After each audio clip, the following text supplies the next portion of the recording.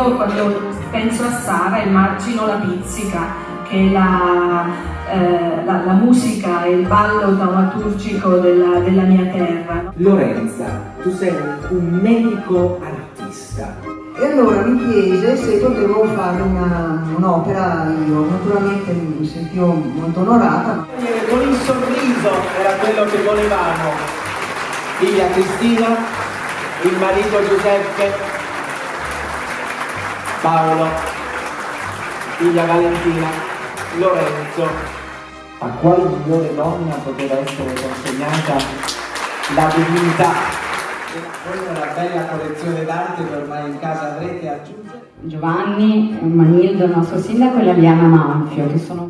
È di uno splendore e tutte le persone che ci stavano attorno, che ci invidiavano. Ha lasciato una traccia fortissima e sono sicuro che l'assessore Manfio continuerà con delle grandi iniziative, aveva già iniziato a farne qualcuna insieme, anche noi amici e la famiglia e tutta l'IDM continueremo nel suo esempio.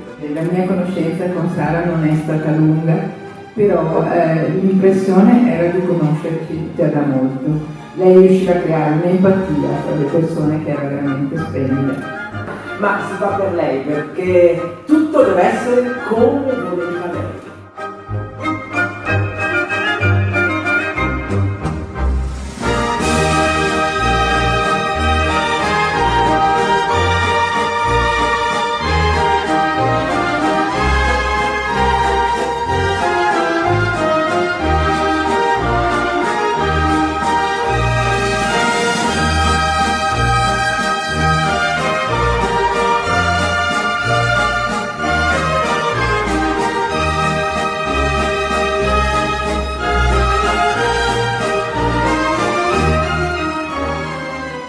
Il coro e l'orchestra, diretti da Pietro Sementato e naturalmente dal maestro Giorgio Susana, con un titolo che più di così, Giovani e Lieti.